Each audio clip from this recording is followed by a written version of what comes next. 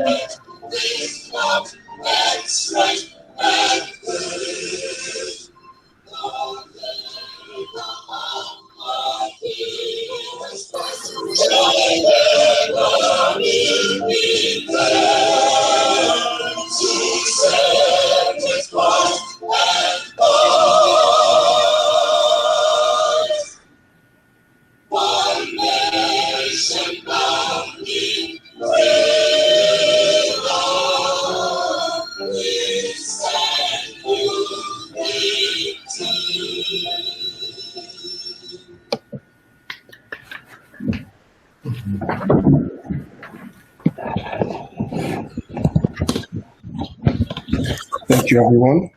I will now be calling on Kayla Iyase, who is a high school student and one of our winners for our Black History Month essay competition. She is also a volunteer at CNP. She'll be reading to us the land acknowledgement. Over to you, Kayla. In the spirit and intent of the Truth and Reconciliation Commission's recommendation, we acknowledge the traditional Indigenous territories on which we gather at the beginning of all CNP meetings. By learning, understanding, and acknowledging, we wish to pay respect to Turtle Island, Mother Earth, and to the rich Indigenous history of Ontario. We recognize that our work takes place on traditional Indigenous territories across Ontario. We also wish to acknowledge that the CNP head office is located on the traditional Indigenous territory of the Huron-Wendat, Haudenosaunee, and most recently, the territory of the Mississaugas of the Credit. This territory is part of the Dish with One Spoon Treaty, an agreement between the Anishinaabe, Haudenosaunee, and allied nations to peaceably share and care for the resources around the Great Lakes. This territory is also covered by the Upper Canada Treaties. We wish to express gratitude to Mother Earth and for the resources we are using, and honor all the First Nation, Métis, and Inuit people who have been living on the land since time immemorial. Thank you, Kayla, so much. Right here is our agenda and what you can expect for today's event. So I'll be calling on Miss Patience Iyase, who is an assistant branch manager with TD Canada Trust, a leader and community coach, as well as the vice president of CNP. She will be touching and expanding on who we are. Over to you, madam. Thank you very, very much. And welcome once again, everybody that has been here. Thank you for taking the time to come and listen. The topic of today is to learn and thrive. And I'm very sure we're going to have excessive fun as we listen and learn.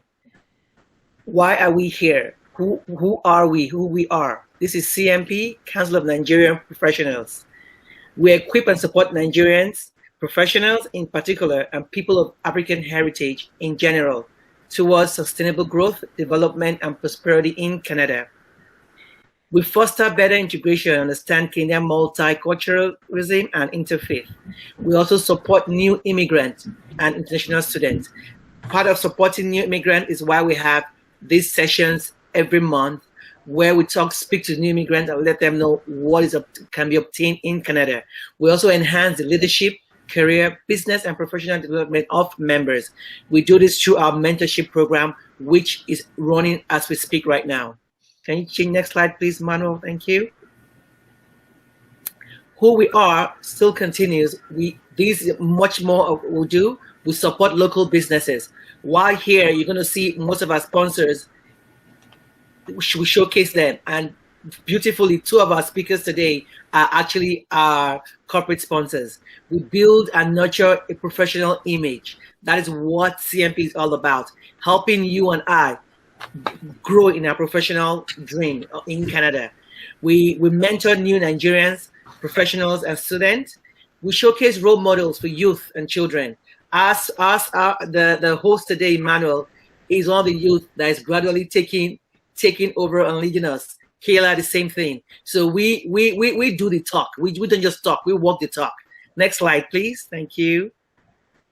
Yeah, looking back at 2020, CNP has been having organizations, events from 2020 up until now. But in 2020 particularly, this is what we did. We gave 1,100 in bursaries to 4 youth that participated in the Black History Month contest last year. We donated $750 to faith-based communities during the pandemic, when this pandemic started in March of last year. We also hosted 25 events all through last year, seminars, workshops to improve, educate, and motivate our communities. We hired 6 staff members, most of whom have gone on to get other jobs, empowered of our community, and using us as referees. We connected with over 250 general members over the phone. We paid for services rendered by professionals and specialists in our community. We provided 250 children with school supplies. We provided PPE to community members. This was done during the beginning of the pandemic as well. We also had an event for the first time in Calgary, Alberta, Ottawa, and Ontario. Also, this, of course, once again, we speak and do it and show it. These are the events. These are the speakers that we have for last event. You see the bag of rice. These are part of what we gave out, the food stuff that we gave out last year, 2020. 2020, same thing. We had different events, interview skill, branding, how to present yourself when you're going for interviews, how to navigate your career journey in Canada. We had professionals come and speak with us just like we're doing right now today. And in 2021 so far, yes, we're in June, but CNP has done so much more. We've had Black History Month as well in February, where we have 3 wonderful winners. And today, funny enough, all 3 winners, we matched them up because they wanted to become medical doctors. So we matched them up with medical doctors to mentor them for the whole year. I haven't seen any organization that has done that. We also gave bursary to 3 winners, a total of $1,000. We had the maiden edition of our leadership series in March, and that was beautiful. We also have another one coming up in this month, and more information for you towards the end of the program. We had our town hall in April. In the process of starting our mentoring program in May, we've already started. As we speak, the mentoring program is running. We've had leadership series. We had newcomers, CNP language school, all beautiful. I'll give you more information on that as the event runs by. We also have our spring break program. More information will be coming up on that.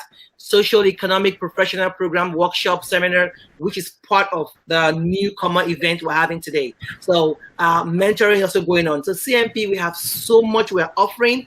We are here to make Nigerians in Canada or people of Black heritage feel at home and make it easy when you navigate your journey here. CNP is a place to go. We might not know everything, but we can assist you and hold your hands to start the journey towards your dream of making it comfortable for you in Canada. Thank you so much, Madam, for that wonderful introduction of what CNP is for everyone who doesn't know who we are. So we'll be moving to our first speaker. His name is Mr. Toye Abioye. He's a trained engineer in oil and gas industry. He's passionate about providing financial education to individuals and families, as well as providing the required solutions as needed. He is actively involved in the vision of his team, which will educate 30 million individuals and families by the year 2030. He is married and has a son who is currently an undergraduate studying environmental science and will be speaking to us about the importance of finance and investing. Over to you, sir. Thank you so much, Emmanuel, for that great introduction. Can you all hear me clearly? Yes. Just to be sure. All right. So I will be sharing my screen pretty soon, and I would just crave the indulgence of everyone to spare me. If you have any question to the end of the presentation, then you can ask your question. So let me share my screen here. So I'm going to be presenting. Okay.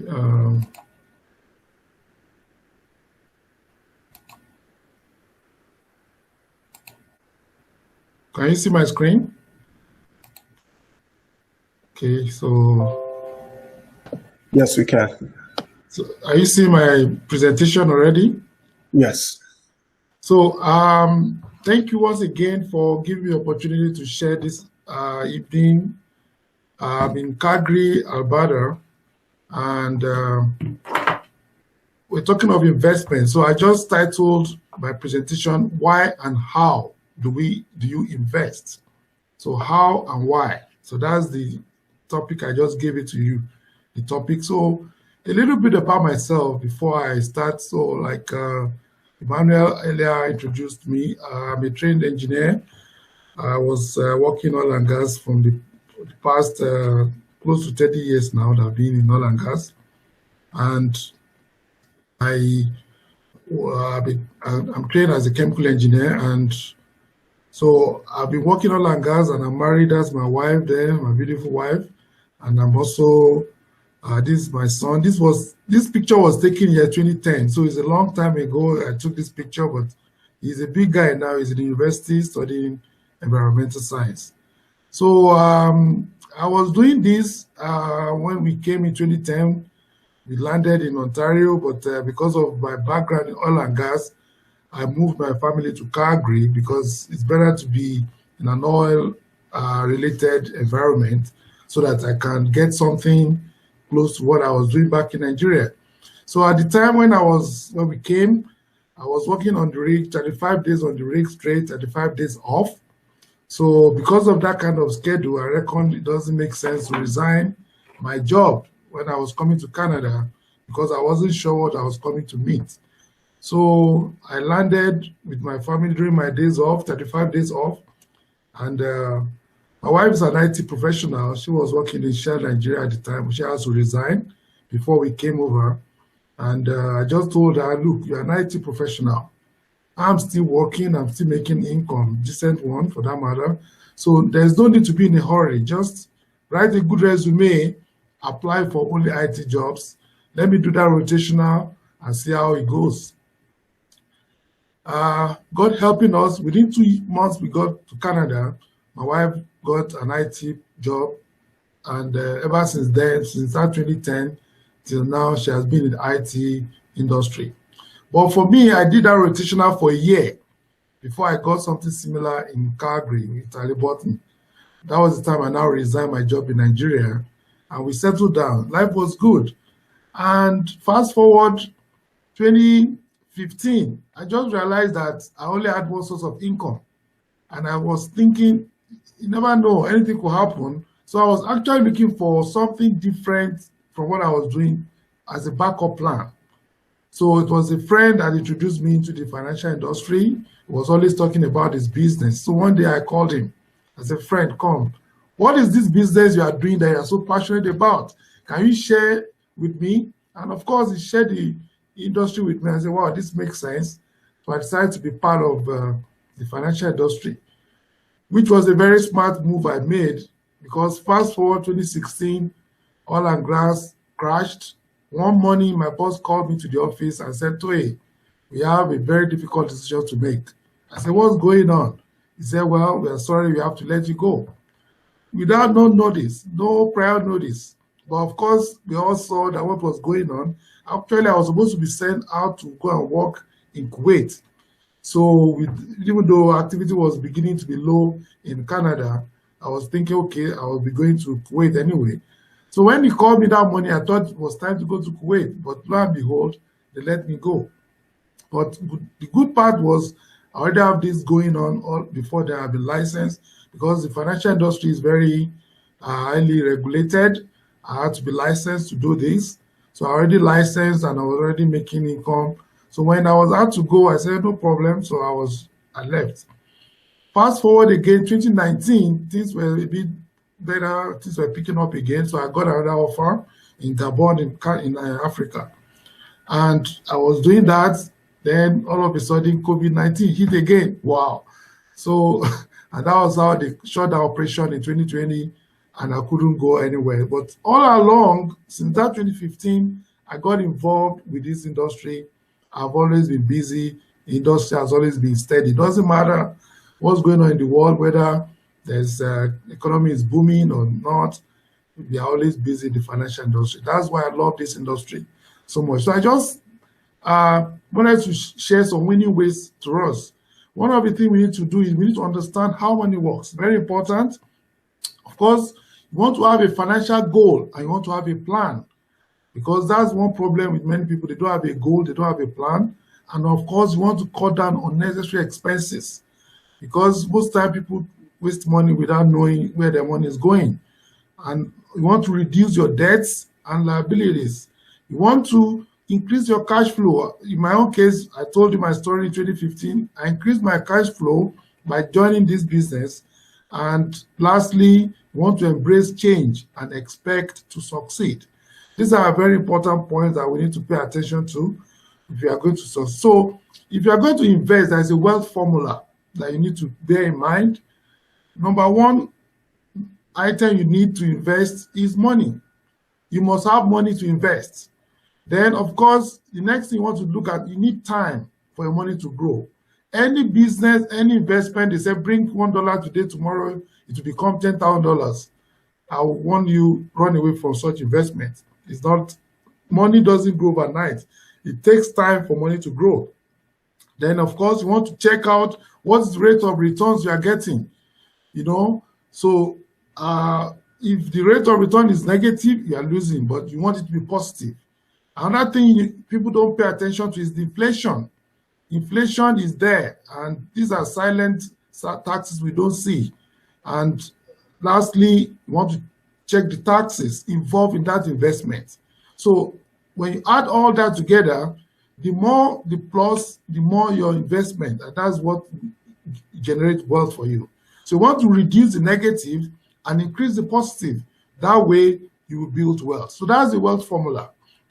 Then the next thing I want us to think about is the power of compounding interest.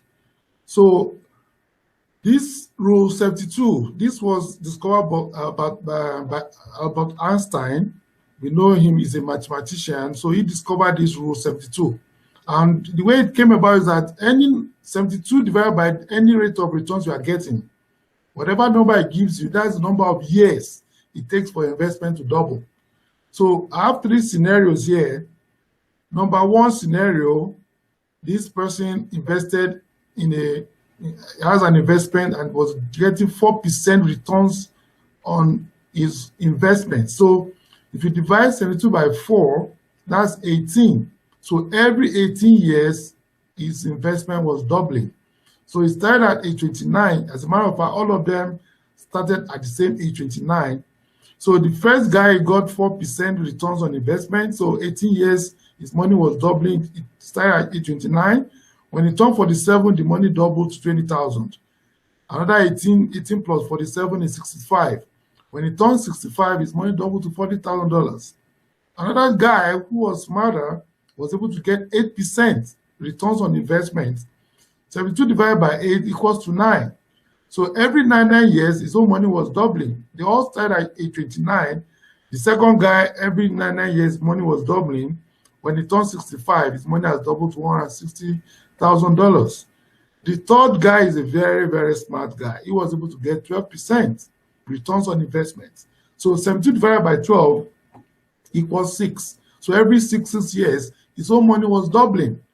Now look at the difference. The first guy that got 4% returns on investment, when he turned 65, his only money just doubled to $40,000. The third guy that was able to get 12% returns on investment, his own money has doubled and it has increased to $640,000. That is the power of compounding interest. And that is why whatever investment you want to put your money, you want the returns on investment to be very high. So you want to ask me, can I get 12% in Canada? The answer is yes, but people don't know. They just know bank, they put their money in bank.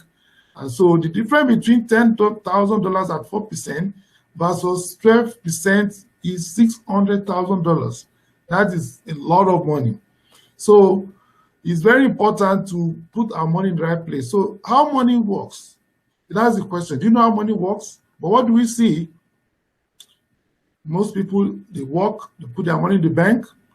By all means, I know we have bankers on the call. I have nothing against the bankers, but I'm just telling you the reality that we are seeing, realities of life. So they take the money to the bank, and the bank, you know, what does the bank do? Meanwhile, most times if you put it in regular savings, maybe you get 0.5% on investment. Some people, they put their money in GIC, they get like 2 to 3%. And recently, Statistics Canada made us to understand that inflation right now is 3.4%. So if you put your money in a bank, they give you in a regular savings account, and they give you 0.5% returns on your investment. I mean, while inflation is 3.4. With that wealth formula I gave you, are you winning the money game or losing? You can answer that question by yourself. So now the bank, what does the bank do with your deposit? You know, they loan it back to you through credit cards, mortgages, line of credit, and other loans. And of course, what do they do with the rest?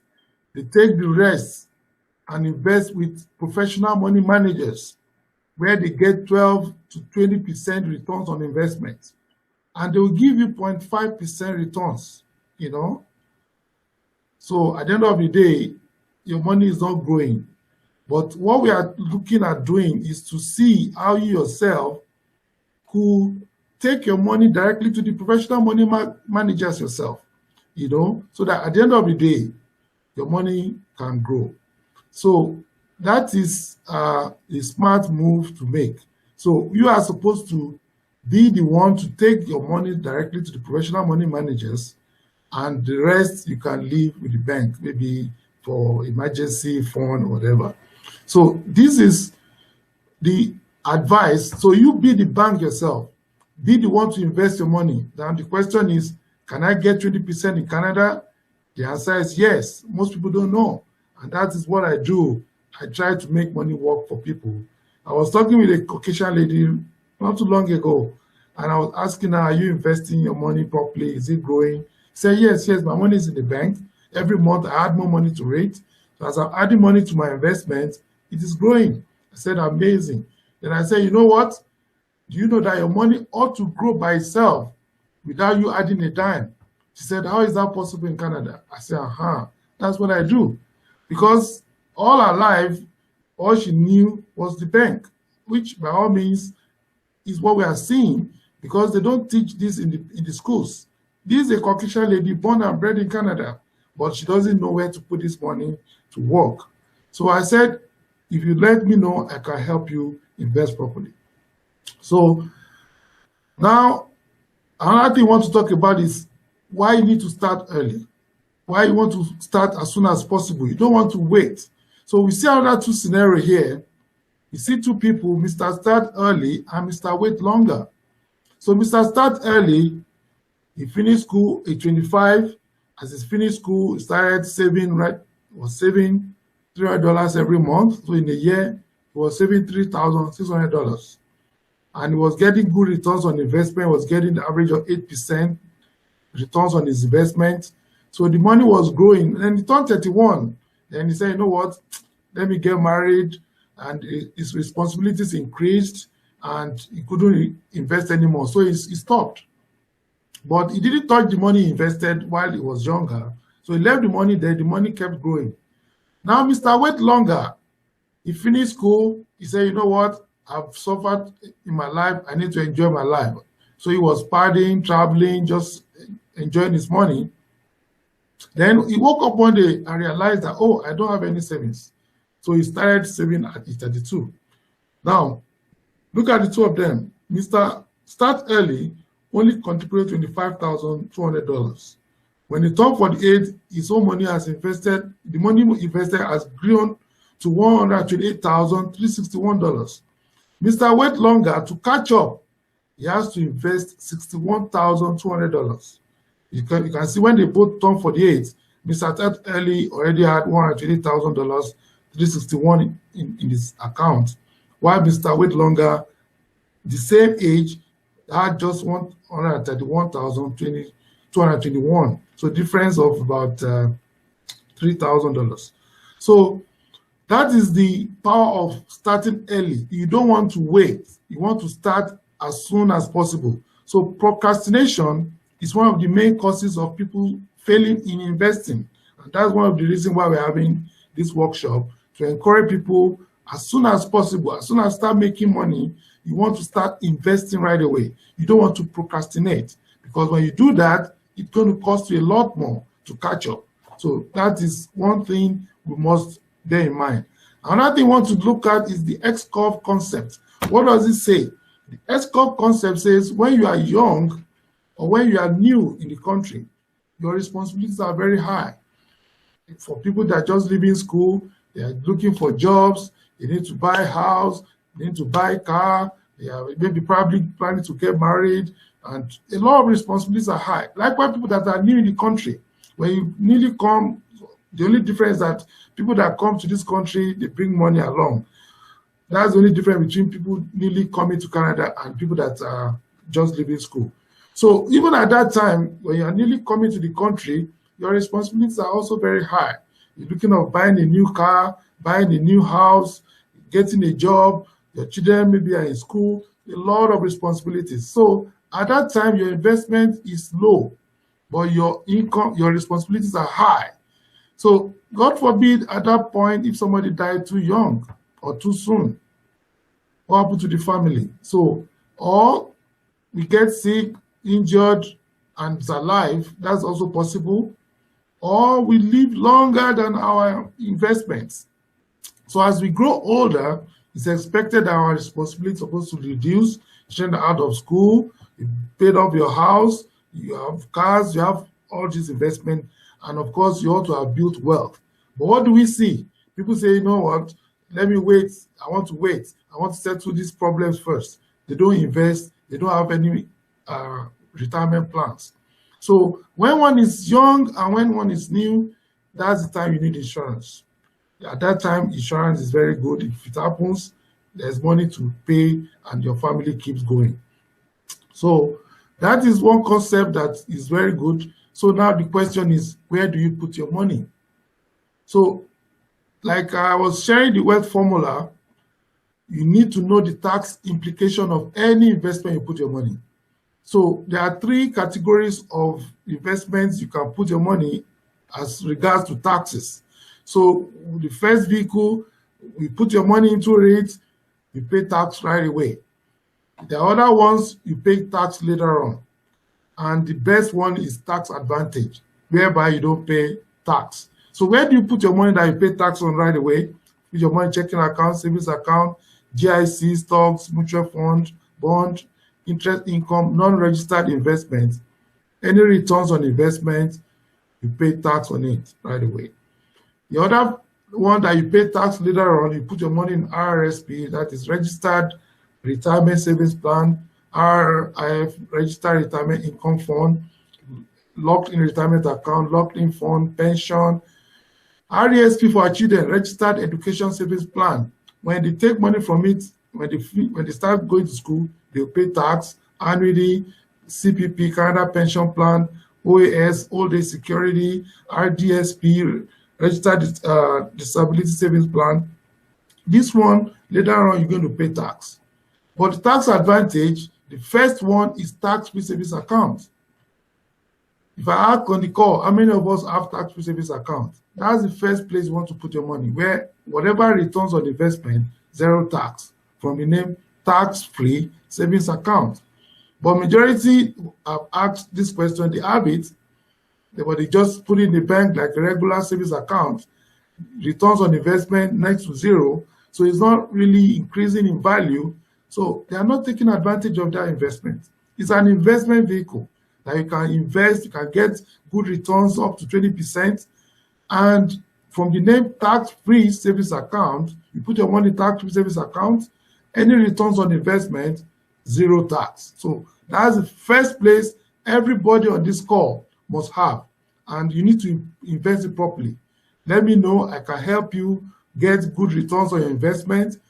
Life insurance benefit, if somebody pass away and they pay the money to the family or the beneficiary, zero tax, they don't pay tax. Individual critical illness insurance, somebody falls sick, he has this coverage, they'll pay in bulk, whatever coverage you have, zero tax. Individual disability, somebody is sick or is injured, you couldn't work, disability insurance pay money tax-free to you. Health insurance, then primary residence, your own house where you are living, if you sell it, according to the law of Canada, any money, any capital gain, they call it capital gain, on that property, zero tax. So this is where you want to put your money first.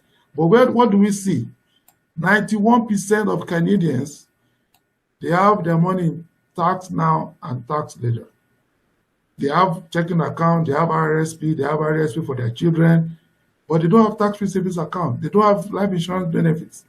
So 9% is what is taking advantage of this.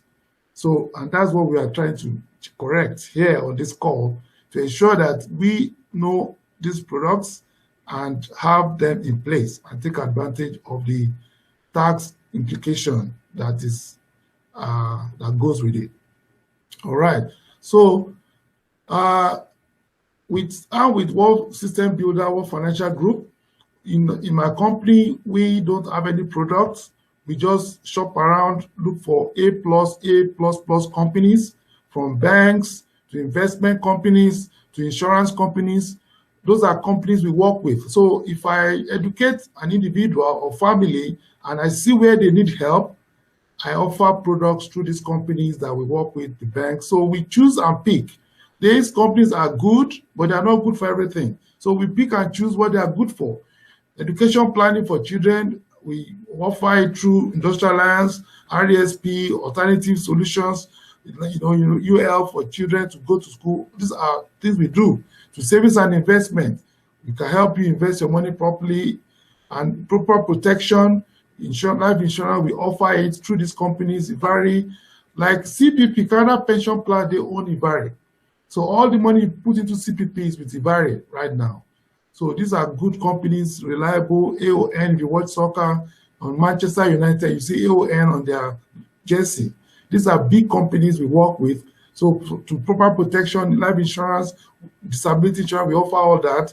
To debt solution, somebody is in debt, how can you come out of debt?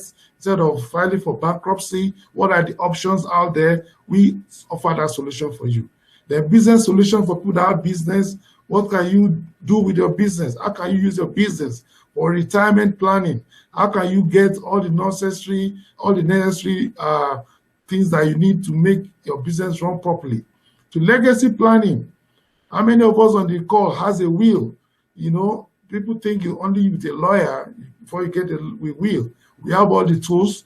We help people put it in place. You don't need to pay to get a will. I can give you free of charge. All these are things we offer. We educate people on that. So whatever anybody needs through these major 6 areas I mentioned, we offer solutions through the company we work with. So the last slide I want to share is You can also be part of the financial industry. And of course, you can build a big business in the financial industry. I'm with World System Builder. I'm not an employee. I am a business owner. I work with them. I use their platform to operate. So I don't work directly for them. I don't get salary. I use their platform to do my business. I get money through my business. So, and of course, you can make it a career out of financial industry. You can reach me on my number is right here, 403-616-1272 for more information, and I'll be very glad to share and educate you and help you set up properly. If you want to be part of the industry, I can bring you on board and make you have a business. For many of us Nigerians, we have this mentality that I must go to work to get paid, which is not bad. But what is wrong if you have a business? What is wrong? You have a paid employment and you still have a business by the side. I shared my story. I never knew I would lose my job until the day they called me. No prior notice. I was just called like that in the morning, and that was it. The job was gone. Thank God I had a backup plan. So financial industry is a very good backup plan. That's my point here. So it doesn't matter your background. I'm an engineer, and it does not stop me. Tomorrow, the oil and gas is picking up now. There are still other offers they are sending to me. If I want to go back, by all means, the door is still there. Nobody will stop me from going because I'm a business owner. Nobody will stop me. So the industry is very flexible with us. We make it flexible. You can be doing your job and still be doing business by the side. You can decide to do it full time. You can decide to do it part time. It's all your choice. So that is my story, and that is my sharing this afternoon. Thank you for letting me share. Thank you so much for that information-packed discussion, especially touching on the proper saving methods you can utilize, as well as vehicles to put your money into to see the most returns. As well as at the end, the open arm to anyone who's willing to also learn and also have a backup plan in motion. That was very informative. Thank you. To anyone who have questions, please put them in the chat, as we will respond to questions once our second speaker is done. So with that being said, we're moving on to our second speaker, who is Mr. Isaac Olajibi. I'm so sorry. He is an advisor at Sun Life Financial, and he'll be talking to us about the significance of risks and insurances. Over to you, sir.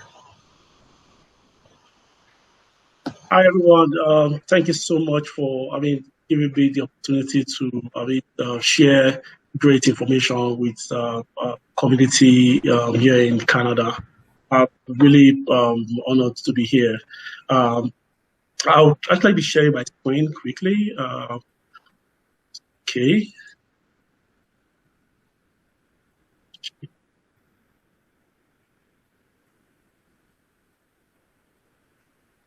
Okay. Can you see my screen? Yes. Okay, great. All right. Thank you so much, for giving me the time to. I'll try to make sure I give more, as much as I can within the time that I have.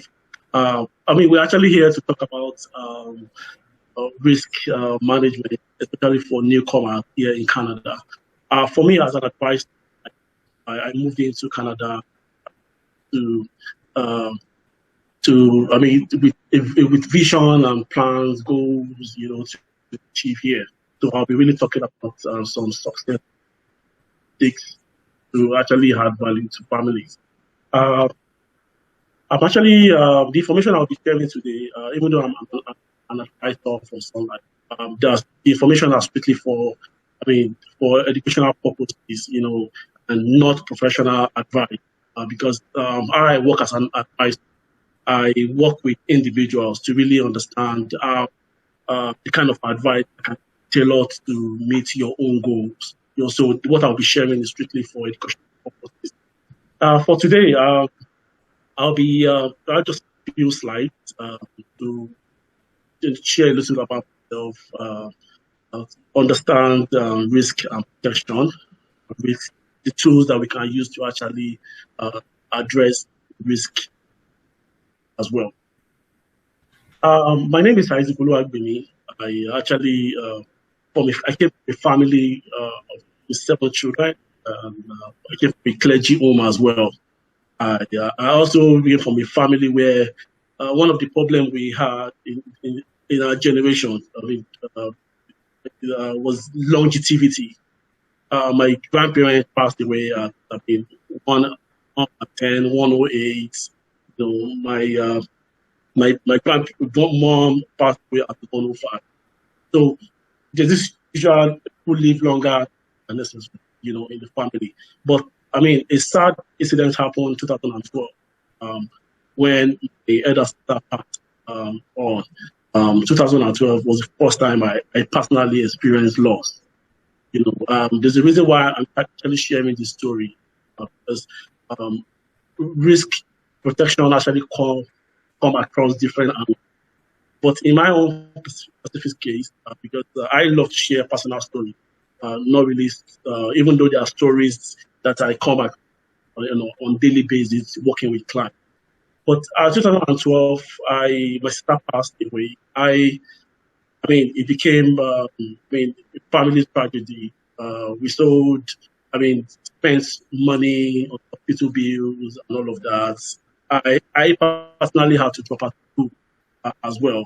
And I was shocked. 6 months after she passed, we got, a death claim from a life insurance policy in Nigeria. So I was like, wow, so life insurance actually works in Nigeria. So it was the first time I actually got to know about life insurance benefits. So 2 years after that incident, my immediate younger brother passed away as well. 2 years after my immediate younger passed away, the last born passed away as well. So it was something else. We were just we didn't know what to do. We didn't know what was happening. Every plan that we had changed overnight. And when I moved into Canada, I saw one of the friends who I first came across here in Canada, who actually had 4 children. And the story was, he was having his bath in the morning and he slumped and died. Who had 4 children. Of course, nobody planned to really, just pass like that without really saying goodbye to loved ones. That actually drew my attention into the financial service industry to really see how risk can actually be managed. I'm actually trying to focus more on the life insurance side for today's conversation because it's a very, very big conversation. And from the nature of the work I do, I work with families every day trying to have honest conversations, to address these issues. So I actually volunteer as a member for Rotary Club, which is one of my hobbies. I also volunteer for bereaved families of Ontario, where I also give support to families going through the loss of a loved ones, and also help them to recover from the sudden shock of the passing of their loved ones. I also enjoy golfing as well. I made the decision to join the industry because I really want to help other families who really have goals. Because for us as individuals who immigrated into Canada, we all have our goals. We all have the things that we want to achieve here in Canada. And it's normal for humans to always think, yes, I want to get this, I want to get this, I want 2 houses, I want to change car in the next 5 years. I really want to travel. When I retire, I want to visit like 50 countries. We all have different goals. We want our children to go to good schools, but are those goals, are those dreams, are they really protected? Is one of the things I'll actually be sharing today. I'm actually married and have a very beautiful wife and a beautiful daughter here in Ontario as well. So I really enjoy building long-time relationships with families. So really for us, if we really talk about risk protection,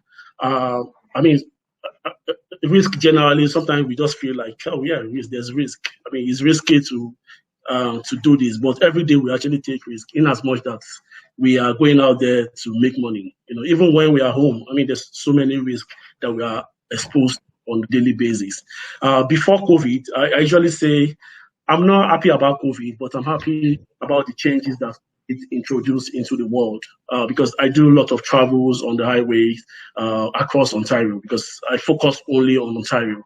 I do a lot of travels, and I mean, I see different kind of road accidents on the roads. With the working from home, I can do a lot of things online now. I've been checking on risk assessment.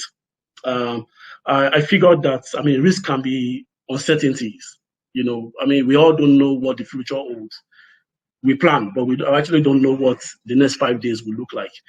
The government announced things will start opening up now, but we don't know. They might come up with another news that, okay, we're not opening up again. So there's so much, I mean, uncertainty out there, especially right now. And I figured that risk can also be, I mean, things that we do not really have control over, because what actually affects people more are things that they do not have control over. And if you do not have backup for things that you do not have control over, then it can be very, very messy, And for me as an advisor, it's something I'm really, really passionate about, working with families here in Ontario. But even if we look at it, if we take a pause for a few minutes, have you ever thought about anything that can actually stop you from achieving your goals? I mean, I know we all have goals. We worry so much. Yeah, I want to build a house. I want to get mortgage. I want my children to go to good schools. But what are the things that can stop, us from achieving all of these goals? I'm married. I have a daughter, and I mean, I'm more settled now. But before I used to worry. What happens to all of these goals if I'm not there to provide? I mean, for my family to achieve all of these goals? Am I sure that the risk, if something happens to me today, my family protected? Can my daughter still go to Harvard? Can my wife still have this perfect retirement planning? That she wants. And it come across board because from my experience working with families, I've seen families lost breadwinners. I've seen parents lose children.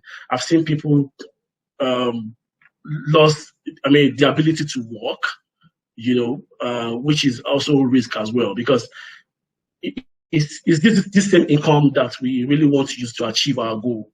We really have to protect it. And for me as an employer, because I actually operate as a business owner, and I sometimes to my staffs, is my staff protected? Even if something happens to them today, how will they be able to actually feed their family as well? Those questions, keep coming, and it actually gives me more rest of mind, to actually address things. If we have to look at the benefit of risk protection, for me as an individual, it actually gives me rest of mind, because I believe no matter what happens, I'm fine. If my daughter falls critically ill, I'm fine. If my wife falls critically ill, I'm fine. If I fall critically ill, I'm fine. I have major backup in place just to make sure that the things that I do not have control over, I have it covered already.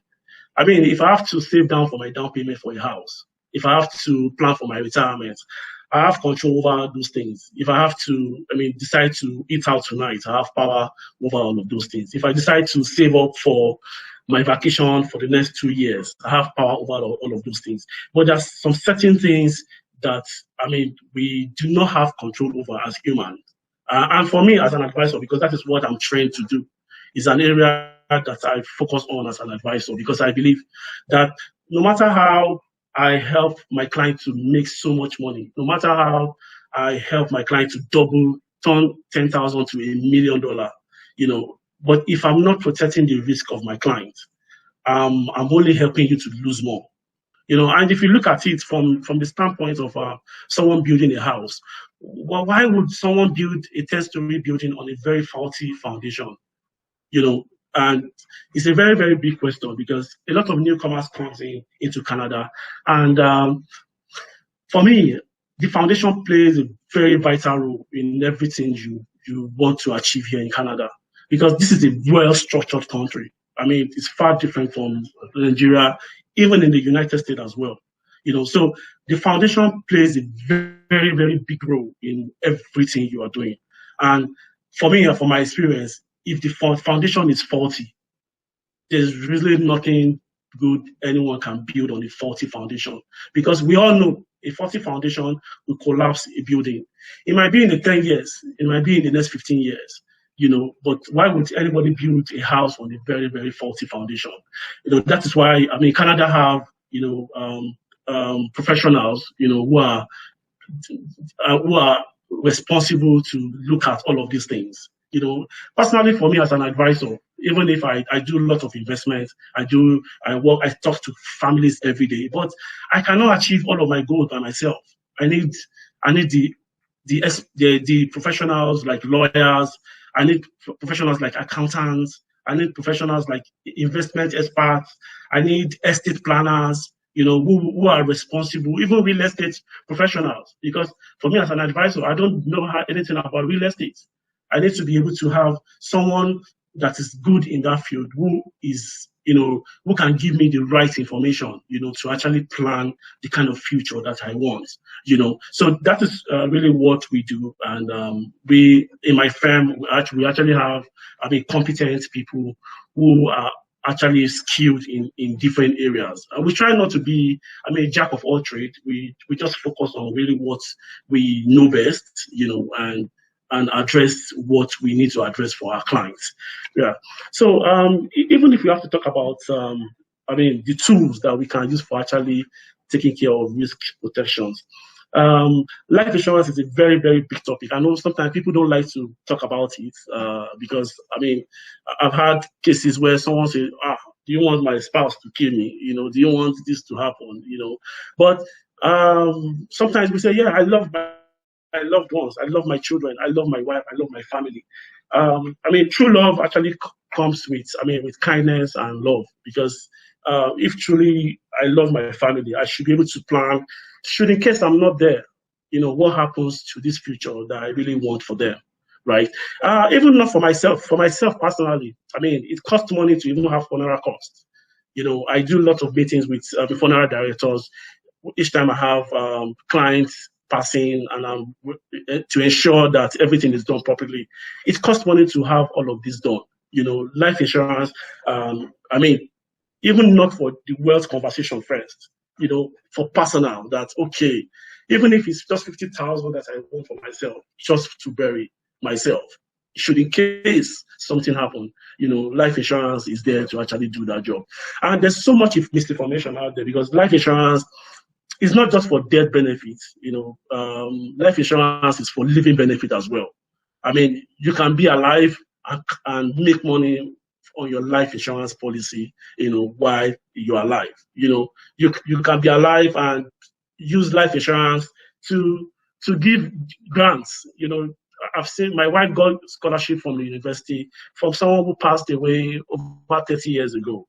But why was someone passed away 30 years ago, still giving people money, now, So life insurance is actually a tool that we can actually use to do a lot of things. I can use life insurance to plan my retirement.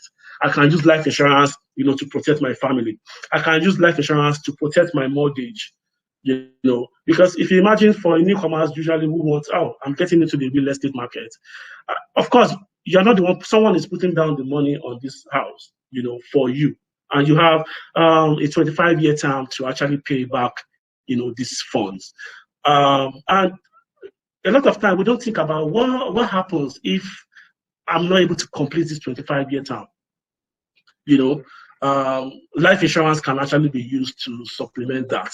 Life insurance can be used to say, I know if something happens to me tomorrow, I want my family to have 10 years of my income.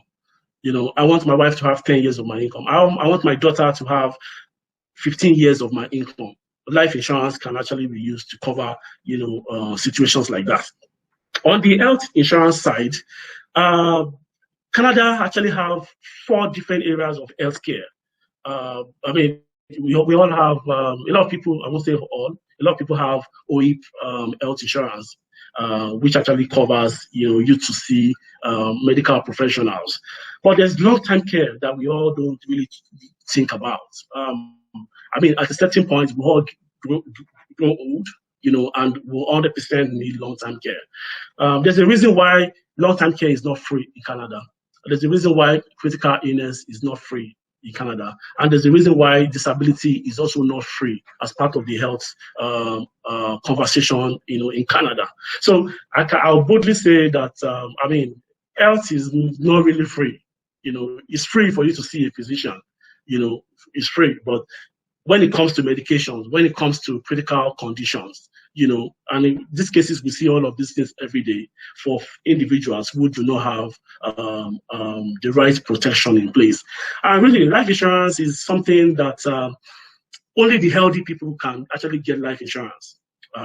If you're not healthy, there's a lot of restriction and it's limited to, you're limited on how much you can actually get on life insurance. But if you're healthy, that is when you can actually get life insurance. I've personally seen cases where I could not provide life insurance for my friends because they are not healthy. I've seen a situation where a 22-year-old was not given life insurance. Not because, because he was not healthy. Because for us as company, we also want to ensure someone that is healthy. Someone that, want to know exactly, the condition of the client that we're trying to ensure. So personally, as an advisor, I ask a lot of questions to actually understand what kind of life insurance will you need as a client?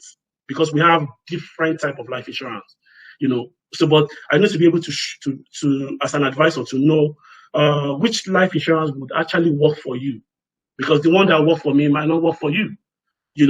That is when the responsibility of an advisor comes in. And because we work with clients on a long-time basis, we're not just a one-off conversation and bye-bye.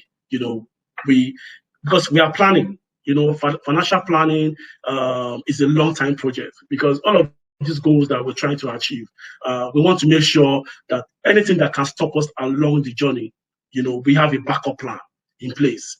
Should in case something happens to you, should in case you're not able to walk, should in case your child is not able to walk and you have to take out a year to walk, what happens to the monthly expenses that you have to take care of? As an advisor, I'm 100% responsible for all of that. So what we do in our firm, because I also manage other professionals working with families, what we do is we actually take responsibility of your goals. We're totally responsible, to look at, okay, you say you want to achieve this. If you really want to achieve this, we find a solution for you to achieve this. The question is now, are you committed to actually, to fund this lifestyle that you really want to live? Because dreams are lifestyles that we really, really want to live, and if I really have to put everything in the picture, that all of this lifestyle that you really, really want for yourself and for your family, as an advisor, I need to be able to protect them for you. Because if you're not able to work, there's no way you can actually pay your mortgage. So I usually ask the question, what is important? Because, we all use our phones, and we know in Canada, every month you actually have to pay your phone bills. Car insurance for those who drive is mandatory. You need to have car insurance, but in that point that we have to go back, it's compulsory for us to have car insurance. How about life insurance? Because now is the life now that is in question. If it's really, really important, for me to really actually secure all of this future, life insurance is a very, very great tool to actually look into. It's just for educational purposes. When we really, really get to talk to individual, we figure out whether the temporary one or the permanent one will be the one that will actually fit into the kind of goals that you actually want for yourself. So the term one, they are cheaper. The permanent one, they are more expensive, but the temporary one will not last forever. I know a lot of people on the call today too. You actually have employee benefit from your company as well.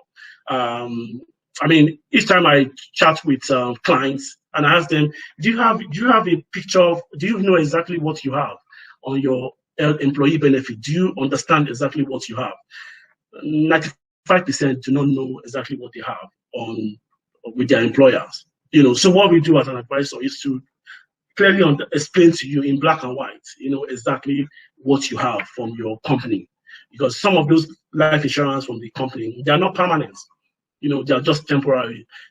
Once you change job, I mean, you lose the benefit. When you retire, I mean, you lose the benefit. So some of them are not permanent. Some of them are temporary. So if you really know and have an understanding of exactly where you are right now, we'll be able to figure out the right risk protection to actually use to cover the one that you are exposed to, because all of us cannot be, exposed to the same risk. We have different goals, we have different dreams, so we cannot be exposed to the same risk. Everybody, every family have different tools tailored to their situation. That is what we do, as an advisor. So for me, I'm really, really passionate about what I do. I mean, we are more really about advice, because you are the ultimate person who actually have the power to make decision. But really, when you've seen from our perspective, why I'm asking you to cover this risk. I'm not just asking you to cover this risk. It's not my own risk. It is your own risk. And I cannot use my life to actually judge yours, because it is what you have to protect that I can actually help you to protect. And personally, for me as an advisor, I mean, I'm protecting myself because I seriously want to achieve my financial goals. And if I really want to achieve my financial goals, I really have to protect them. So I'm really open to questions. Any questions that anyone have on life insurance, on risk protection. I really didn't want to go outside of the life insurance and health conversation. So I'll really leave it here for now. So thank you so much. For those who actually have advisors working with them already, you can speak to your advisors, I mean, to really assess all of the risk that you are exposed to. So your advisor should be able to tell you, okay, these are the risks, because it's a relationship. Our job is a relationship. I usually say it's a relationship business. Every day, I mean, clients call me to tell me, oh, Isaac, yeah, this is what I really want to do. How can I do it? They're seeking my opinion, and I'm giving them my opinion on the black and white to see why I'm asking you to do this. So if you have an advisor, the advisor will tell you exactly the kind of risk that you are exposed to. And if you do not have an advisor, I'm always open to have a conversation, to see how I can help you as an advisor. Until when we have a conversation, then I'll be able to see areas where we need to protect. And I'm reachable on all social media pages. I share lots of articles every week on my Instagram, Twitter, Facebook, and LinkedIn. The funny thing about social media with the compliance thing going on right now, there's some posts that I can share on LinkedIn that compliance will not allow me to share on Instagram. So you can follow me on all my social media pages. I'm happy to share unique informations, as is, because things are changing here in Canada. Canada is a very fast, it's fast moving. Informations are coming and going, and that's actually brought me back to the life insurance conversation as well, because things are changing. A life insurance that is good for you in 2021 might not be fit for your situation again in the next 10 years. So working with an advisor, it helps to actually evaluate the situation. Is this insurance still good for what we want to use it for? If it's not good, okay, let's know what we can do on time. Yeah. So that's all I have to share for now. It's been a very big privilege. I think. Thank you. Thank you so much for that engaging conversation, touching on the different types of insurances that can be used as a tool to not only be used to deal with your mortgage, you said, also like your retirement, but and also touching on the fact that health insurance, which I believe there's even a question in the chat, which I found very interesting, what you said, that you had to be healthy to be qualified for some of them. It is now time for Q&A. So if you have any questions, please type in the chat or raise your hand. And while that is going on, there are actually some questions in the chat right here. So this is to you, Mr. Isaac. What do you mean by healthy to be eligible for life insurance? Please provide examples of the illnesses that would make an individual ineligible. Okay, yeah, that's a very good question. For us, because I can only speak for, the kind of solutions that I use. Because for me as an advisor, if I have to recommend a solution to you as a client, I'm also responsible to get that money for you, in case something happens to the family or to you. So I personally like to have, solutions that I know have that are suitable for that cause. So for someone that is not healthy, it depends. We have to do medicals. We do medicals to be sure our clients are healthy to actually get what they have to do them. So I have a lot of questions. For a client that is that have health issues, there's a different procedure. They may not be able to get what they want, but we actually have solutions that would actually fit into exactly what we want to use the insurance for. I don't know if that answers the question. It does, but could you give an example of what illnesses could make someone eligible? Yeah, health issues like someone who have been diagnosed with maybe cancer before, someone who have been diagnosed with kidney failure, someone with any kind of illness. It is good for your advisor to know all of these conditions, because the problem is the most important thing is really not the application, is the payments, because when it's time for this to come out, right? If you're not being honest with your advisor, it could actually affect the payments of the insurance. So if we declare everything, I'm not in the position to approve the insurance.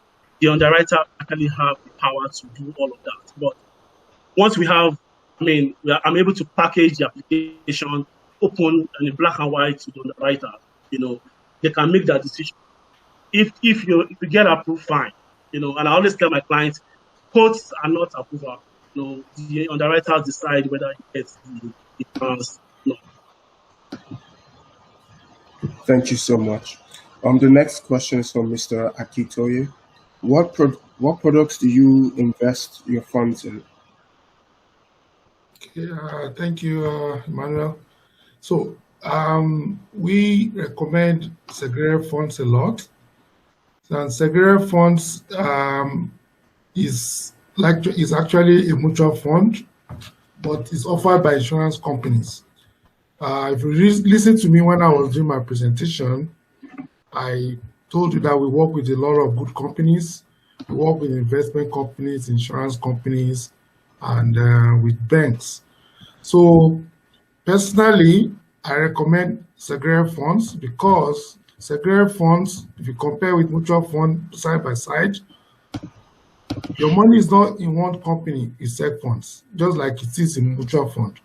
But mutual fund does not have protection. There's no guarantee in that this amount is payable to you in mutual fund, and it does not bypass probate. Probate is, when somebody passes away in Canada, they freeze all your accounts, and your money, all your assets, your investment goes through probate, and they pay off all the debtors before they release the balance to the family. With SEC funds, one, your money will grow. It has potential growth. Secondly, your money bypasses probate.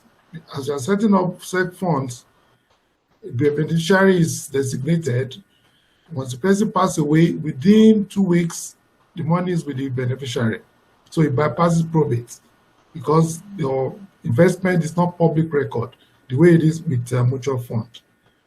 And thirdly, it is guaranteed. You can say, okay, I want 100 of my principal guaranteed, or it could be 75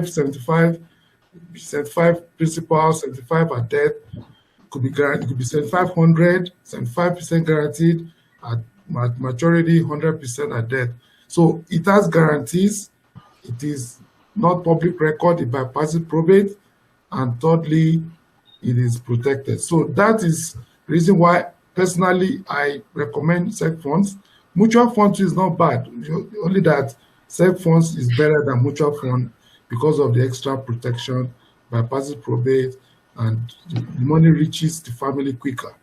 So that is where we put the money for people, and you can invest your TFSA in SEC funds.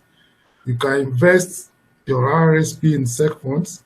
You can invest all the other investment vehicles, LIRA, locked-in retirement account, all those open investment, it could be invested in segregated funds.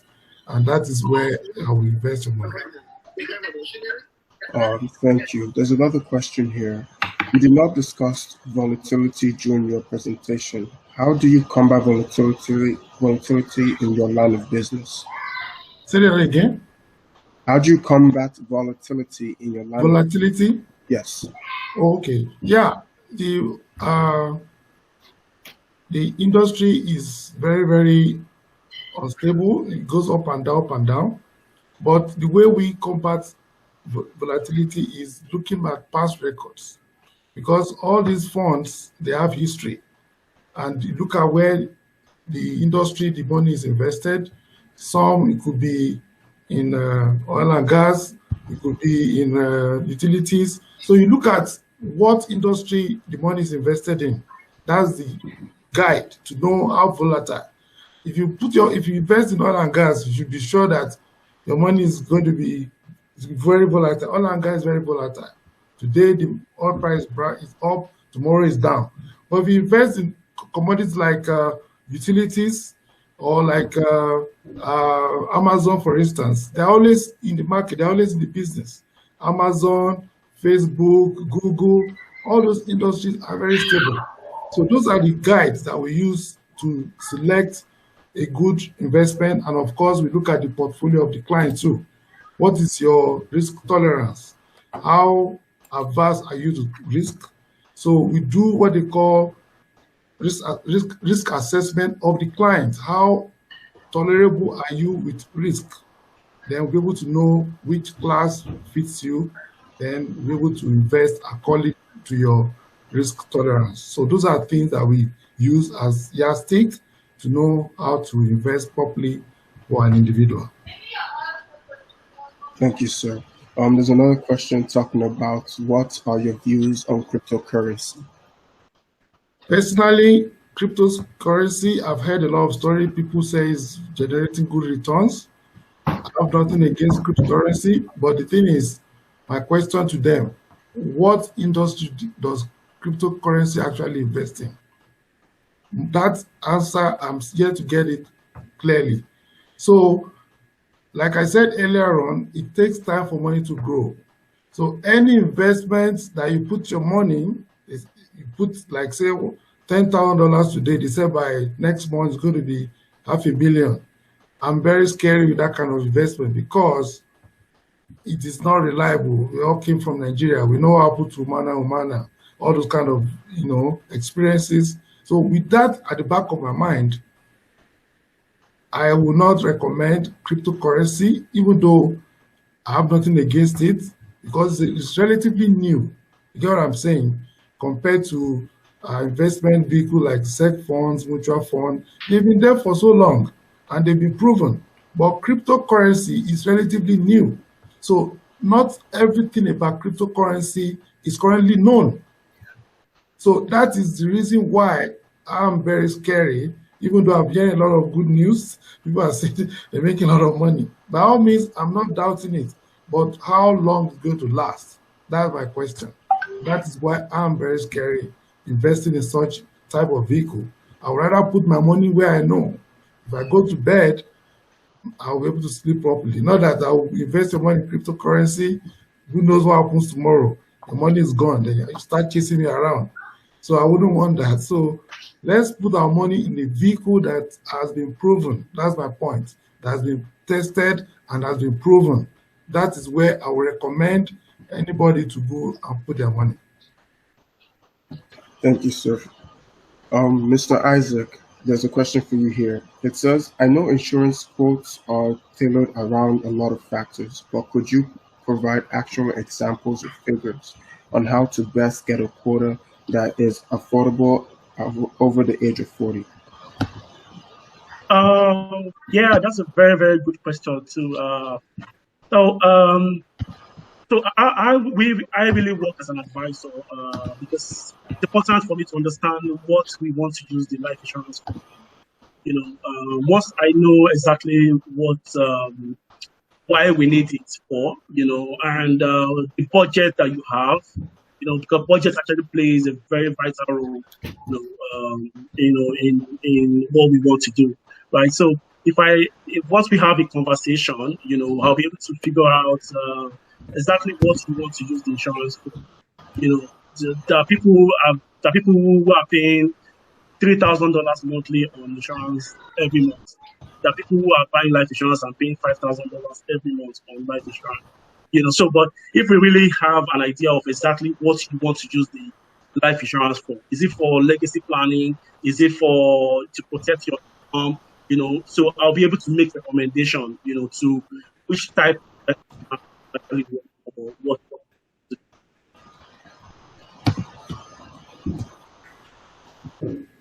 Thank you, sir. Mr. Akintoye, how does the stock market play in your investment output? Okay. Yeah, stock market is amazing, right? So how does stock work? It's like buying shares in the company, and based on the amount of shares you have, they pay dividend to you at the time they declare dividend. Now, stock is attached to only a particular company at a time. So the SEC funds I mentioned is actually essentially buying stocks too, but just that they don't buy it only in one company. They buy in so many companies. So if you have a portfolio, a fund could have up to access to like 20 or even 50 companies. So for example, one of the funds that I offer my clients a lot is US DAC, for instance. US DAC fund they call it fund, but your money is in Google, your money is in Amazon, your money is in Tesla, your money is in so many companies. So if one company goes down, for instance, let's assume tomorrow Tesla crashes, you don't lose all your money because your money is spread across so many companies. But if your stock is on Tesla and Tesla goes under, you lose all your money like that. So that is the difference. So stock is good, but like I said, SEC funds, I recommend it a lot because SEC funds distribute the risk. It doesn't put all your eggs in one basket. Your risks are distributed with so many companies. And again, they are professional money managers that are managing these funds. So they have access to a lot of companies. They have access to a lot of regions over the world. So they have their money into it. The government mandates them to have their own part of the money, personal money invested in the fund they are managing so that they are sure they are doing due diligence. So what they do is that they look at the forecast, they look at the companies that is, invested in, and if they see anyone is about to go under, they move your money from there right away, put it into other companies. So they play around with your money and make sure that your money is well taken care of, because they too have a stake, right? So that is where SEC funds versus stock, that's the difference. So stock, you are investing only one company at a time. But in SEC funds, you are investing in a lot of companies, and that one fund, you put, let's say, you put $25 in a fund, your money is spread across so many companies, and that reduces the risk factor of your investment. Thank you, sir. You touched on segregated funds. Could you please elaborate on about what you mean by the 100% to 75% guarantee? Okay, so like I said, part of the fund is part of your principal is guaranteed. We have principal guaranteed, and we have debt guaranteed too. So 75, for instance, means 75 of the principal is guaranteed at maturity. So maturity date is normally about 7 years. So, and the 75, if I put your money in a 75 portfolio, that means 75% of the principal is guaranteed at maturity. And if the person passes away between, 75% of the principal is also guaranteed. If it's 7,500, that means 75 is guaranteed at maturity, 100% of the principal is guaranteed at debt. Or if it's 100%, 100% of it is guaranteed at maturity and 100% guaranteed at debt. So this is how it happens. The market fluctuates, like I said. You put your money into it today, let's assume you put 1,000, and the market goes up, tomorrow your money turns to 1,500, right? And the following day, because the market fluctuates and the market goes to, say, 900, meanwhile you invested $1,000. So, and the person now passed away, and the person has 7,500. At the time he passes away, the market value of his investment is 900, and he has 7,500 portfolio. They are obliged to pay the family beneficiary $1,000, because 100% of the principal was guaranteed at death. And of course, at maturity, which is 7 years, if market is lower than the value, they will pay the guarantee. That is, if it's 7,500, pay 75% of the principal. If it's 100%, if it's 100, they pay 100% of the principal to the beneficiaries to ensure that it doesn't lose the investment. So that's the number, how it plays out. Thank you. I've explained it properly to you. No, you actually did. Thank you for the clarification. Mr. Isaac, there are a few questions here for you. Would you recommend a 20-year-old to purchase insurance? What are the advantages of that age? Okay, yeah, that's a very good question too. Yeah, that's a very good question. Before I jump into that, just wanted to drop a quick one on the other question on the age of 40. The things with the prices is our prices are very transparent. I mean, I can see a lot of prices from other companies as well. So our prices are very, very, very transparent. But the older you get, the more expensive it becomes. So for someone that's 40 now, a female will actually be a lot cheaper than a male. A man that is 40 years old will actually pay more for insurance than a woman that is 40 years old. But once we figure out the right one to use, then we'll be able to know the certain price to age. Then on the 22-year-old one, yes, I'm actually a top fan of parents. I'm a father as well. I have a 13-year-old daughter, 13-month-old daughter, and I bought insurance on the first week we had her as well. So because securing the insurability, because we live in a world of uncertainty. I mean, if anything happens to our health in the next 5 years, she may not be able to get insurance anymore. So securing your insurability on time, is very, very, very, very important. So a 22-year-old can actually use life insurance for investment as well, because there are life insurance that are meant that are used for investing. So even if you have a life insurance, you're still cashing out. That's the reason why it has the living benefit. So a 22-year-old can actually secure their durability on time. It's very, very. What about a year-old child? Yes, or a year-old too. I mean, like I mentioned, my daughter is 6 months old, and the kind of insurance I actually put my daughter is a permanent one because I tend to secure insurability. Even though I may not be able to buy $1 million of the permanent one for her because they are more expensive, but the kind of insurance that I chose for her based on the goal that I want, for her before, till from now till 20, but once she's out, she can decide to,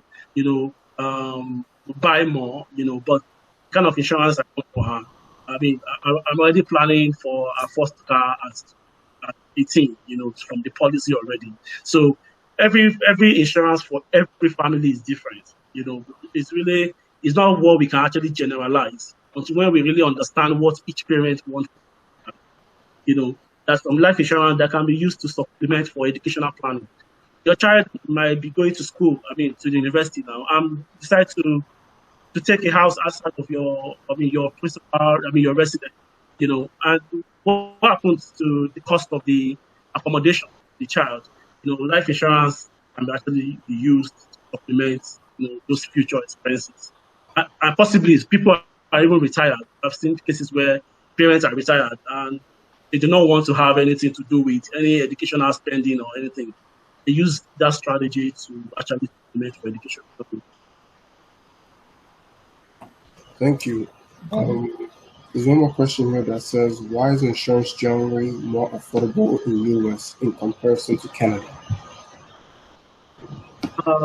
Yes, it's a very good question. So a lot of things are, Canada is Canada, US is US, and I really can't speak for US. I can only speak for Canada.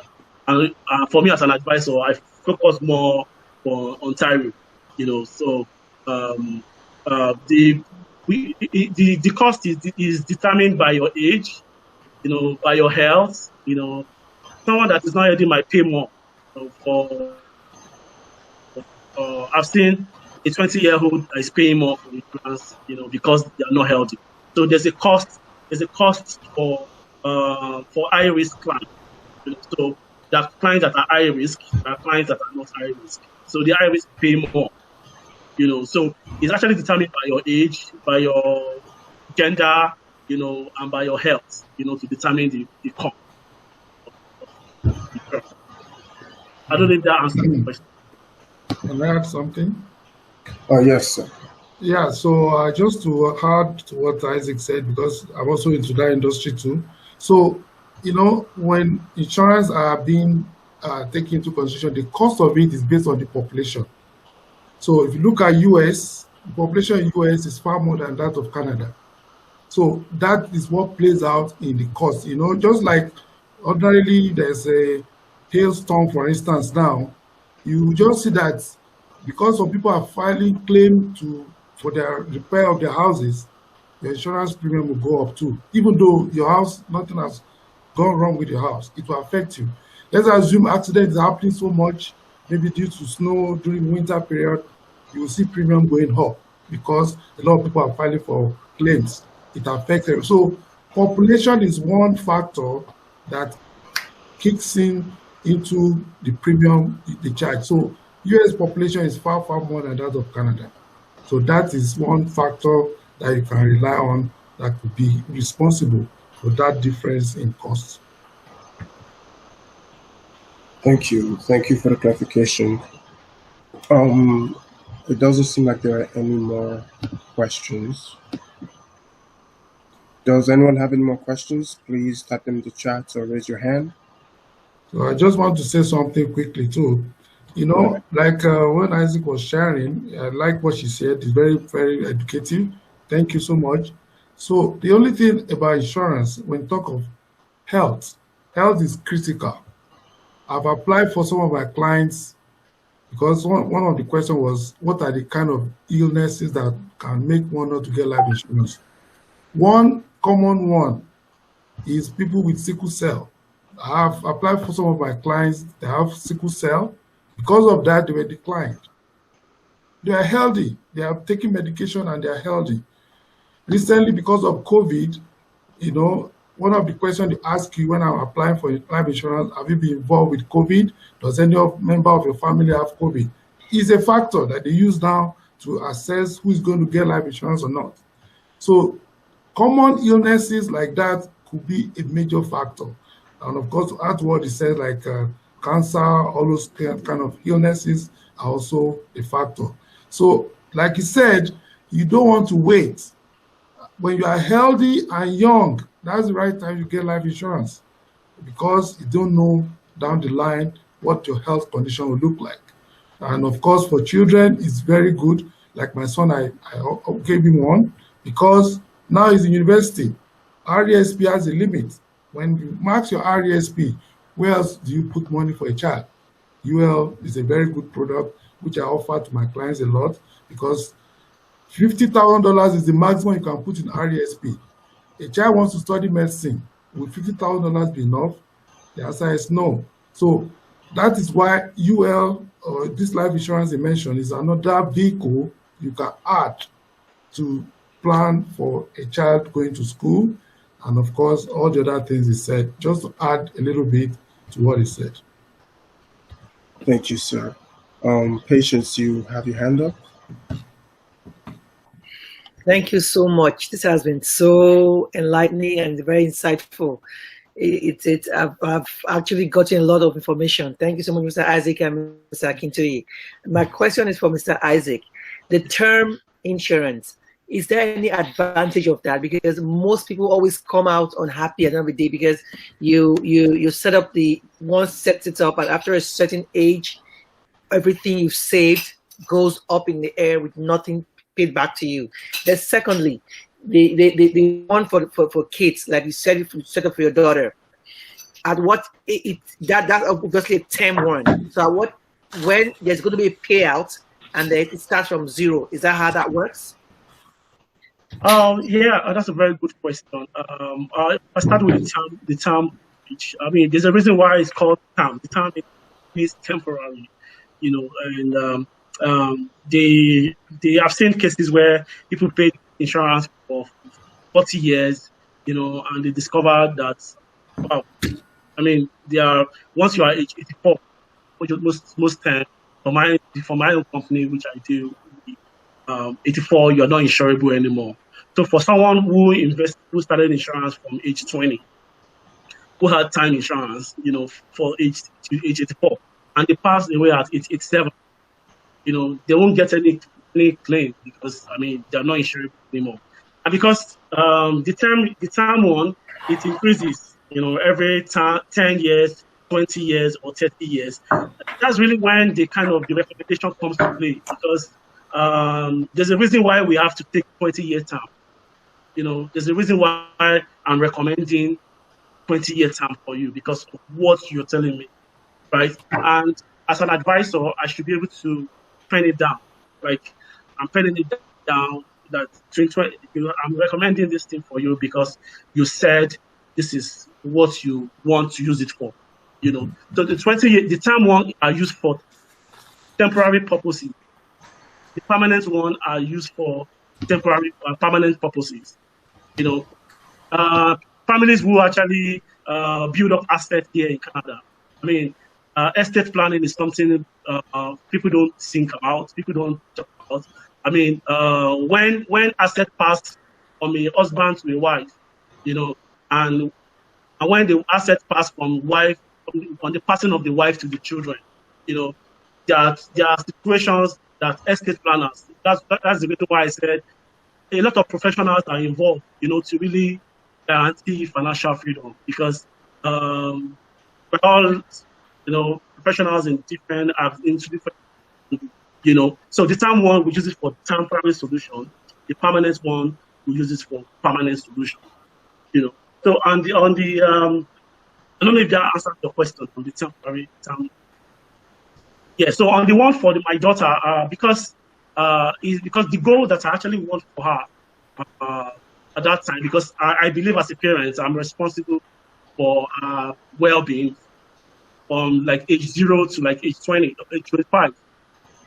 You know, so because I'm also planning for my retirement at the same time. You know, I don't want the responsibility of 25 the next 20-year time, right? That's why planning comes to play, because once we have a holistic view of exactly what you want as a parent, you know, for yourself, for your family, every decision counts. Every dollar is important. You know, so we tend to really give the recommendation based on the situation that they actually want for themselves. Thank you so much. As time is going out, Mr. Isaac, do you have any closing remarks? Yeah, I mean, thank you so much. I mean, it's been an awesome experience. I mean, always sharing ideas and always giving back to the community. And I always believe that, I mean, as Africans, as Nigerians, we have so much potential to, if we really, really align our goal, you know, and have the right people, you know, giving us advice all the time. You know, I'm really, really grateful. I look forward to, I mean, coming around again and sharing other topics as well. Thank you. Mr. Akitoye, any other remarks? Yeah, thank you, Emmanuel. So my closing remark is that 2 things I want us to bear in mind for everyone on this call. The way things work in Canada is a little bit different from where we all came from. So we should have a different mindset and try and see how things are operating in Canada and go accordingly in terms of, we mentioned a lot of things: estate planning, student education, investing properly, making sure that your money is working for you.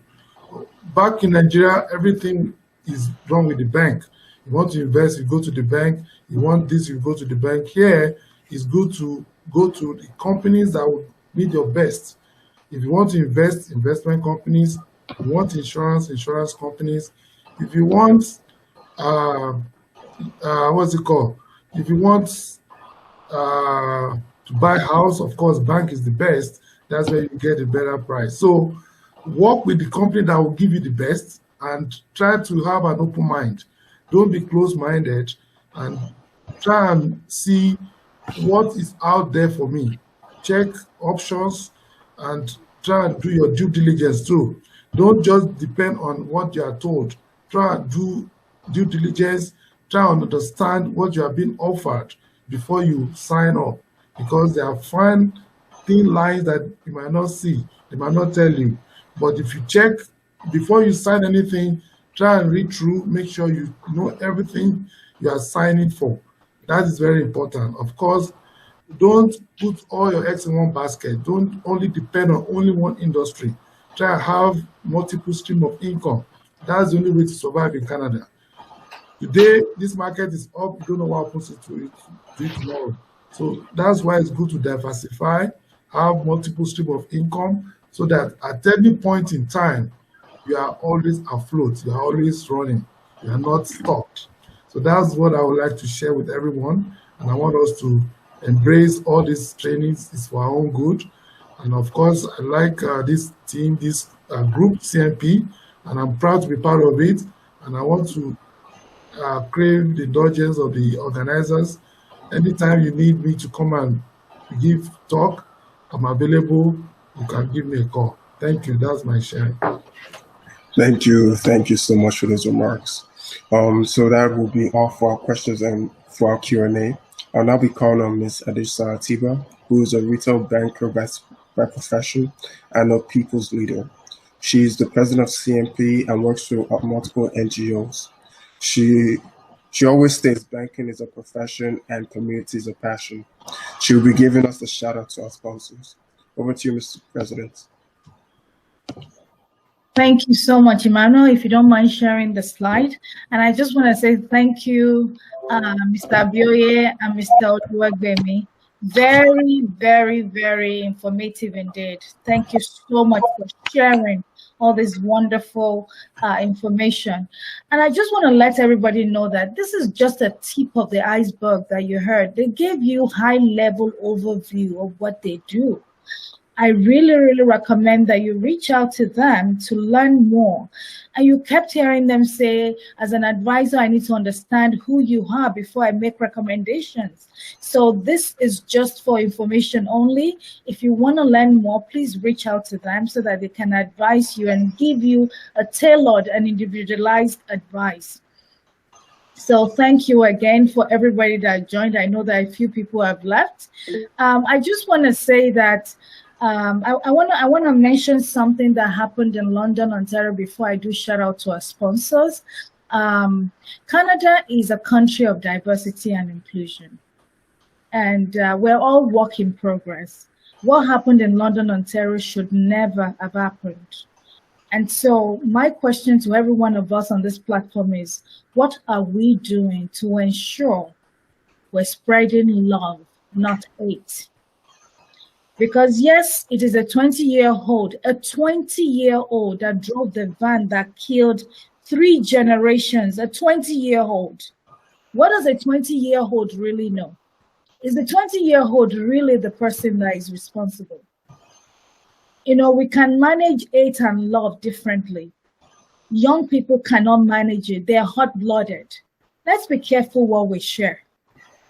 And I know that, yes, we're called minority, we're called racialized, we're called different kind of terms and names. But we need to always be the better person. According to Michelle Obama, she said, when they go low, we go high. Let's teach our children to love. Let's do our part. I always say that change starts with each and every one of us. Let us be the change that we want to see. Backbiting, talking behind people, thinking that it doesn't matter. Our children see it. They see it. And that is what was manifested in London, Ontario. And I pray, and I know it's on the mind of everybody, and I pray that their soul rest in peace, and God will give their families the strength to bear the loss. It's a huge, huge loss that is caused by hate. God help us all. So on that note, I will go on to do shout out to our sponsors. We need to give honor to whom honor is due. They help us, they support us by giving us a little bit of their money to support what we do in CNP. Everything that we do using Google Hangouts and using MailChimp, it costs money. And these are the people that are helping us to make sure that we put our lights on. We're still able to continue to do what we do because we believe in information. We believe in empowering ourselves as we have done today. We've learned a lot about finance and risk transfer. So Deborah Holmes, she's a realtor. You can always reach out to her if you're thinking of buying a home. Team Under, are you thinking of buying a brand new car or even any type of car? Would you believe that they actually sell every type of car? So it doesn't have to be under only. So reach out to Deborah Holmes for your home needs. Reach out to Emmanuel for your under needs. And this is Mr. Toya Abioye, one of our speakers today. There he is. Mr. Toya Abioye is an independent financial educator, as you have seen. He's so passionate about educating. Thank you so much, Mr. Abioye, again for all your support. My pleasure. And we have Esther Abraham Realty, another realtor. We want people to be able to invest in homes and in every type of investment. They talked about tax now, tax later, tax advantage. You want to make sure that you're taking advantage of all those information. Next one, please. Right at home, another realtor, Yemisi Alajesua. And of course, SDA Biz Solution for all your taxes. So I know we've all done our taxes by April, but corporations are still doing their taxes. So if you need tax preparer, bookkeeping, HR, payroll, they are your guy. Next, please. Jane Ecker, she's a mortgage specialist with BMO. Are you looking to get a mortgage? She can help you. Again, it's all about learning about your situation, and we have professionals in all industry in the Nigerian community and even the bigger African Caribbean community. Are you looking for a marriage coach? Do you need help with your marriage? You know, the way we do things back home is not the way we do things here. So every little help matters. Reach out to Bob Sefari and me if you need that support. One in town, are you looking to have some baked goods? One in town is there and delivery is available. So all you need to do is just give them a call. By the way, all these sponsors are on our website. So if you go to our website under the business, you will see them. You'll have their phone numbers, their email. Just give them a call. Most of them can deliver. Lighthouse Foods, she sells African, Caribbean foods and grocery. Anything you're thinking about, gari, rice, beans, reach out to them. Ice plates. Are you tired of cooking? Do you want somebody to just cook that isewu for you? These are your people, and they deliver too. Anything you're thinking about, they will help you to cook it so that you can relax and put your foot up and enjoy. At times we work too hard. Sometimes we need somebody to do that for us. Are you thinking of taking pictures, family pictures, personal portraits? Emmanuel, do you mind muting yourself, please? There's a lot of noise coming from your hand. So Pixel will be able to help you with photography. Next one. Next slide, please. Yes, we do have lawyers in the house. Do you have any legal needs?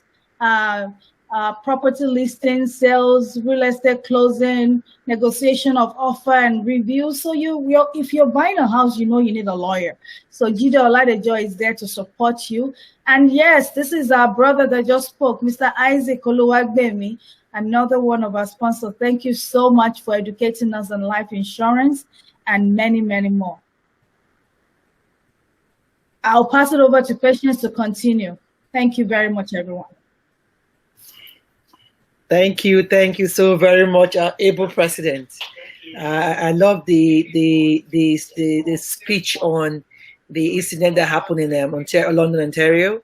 It's a good reminder that as we gather, we should also hope and pray that someday love will trump hate. Yes, thank you for another beautiful, wonderful event, Mr. Akintoye, Mr. Isaac. Thank you, and we will hold you to your words, Mr. Akintoye. Definitely, we're going to be getting you back, and Isaac too as well. Thank you. This was very, very educational, and I'm sure everybody here has learned one or two things. We are definitely going to leave here a better version of ourselves. We have more events coming up in June. Our leadership series continues. Next week, save the date and time. 6 p.m. to 8, we have another 5. Sorry. 5, it says 6 there. We're going to change that. Yeah. Sorry, it's 5. So we're going to change that to 5 p.m. Next week, Saturday, we have Olushola Shobawale Babatunde Fofowara coming in. These are entrepreneurs. You want to listen. They are Nigerians like us. These are Nigerians that have come here, walked the walk, done the talk, and now they want to deliver.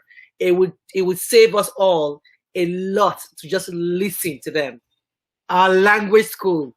This is another bomb that we are giving for free. I'm sure most of us are parents here. We know what it costs to pay to have somebody teach your child French for 1 hour in a month. We all know that.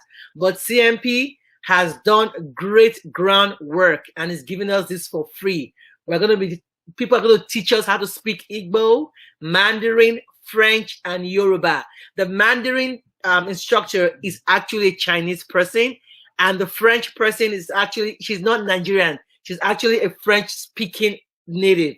I'm not going to tell you where she's from. When you come and join, you would see her live and direct. The time and everything is on our website. If you look for the start June 26th, on Saturdays, Mondays, and Wednesdays, we have these languages. Please, you don't, even if you miss it, make sure your children, your enemies' kids, everybody, let them listen. I can assure you they will come back and thank you. Again, thank you so much, everybody that took their time the last 2 hours to come and listen to us. We really do appreciate you. We have you can find us in our social media, YouTube, Instagram, Facebook. We are all there. We have our digital lead. She's Mosun. You can reach out to her at info@cnpngo.ca. You can send us an email. We'll always get back to you. If you still have more questions, send that email and we'll contact you with Mr. Akintoye and Mr. Isaac, just in case you didn't get their phone number. But all the same, thank you so much. We do appreciate all of you. And please save the time. 5 p.m. next week, Saturday. 5 p.m. next week, Saturday. Thank you so very much. Thank you so much for coming in and spending your time with us today. Thank you. And to our speakers, we do appreciate you so very much. Thank you. So 5 p.m. Eastern time, I guess. Not Eastern time. Yeah. Eastern time. Eastern time. Because you need to think of being in Calgary. Our own time is different. Oh. All right. Thank you.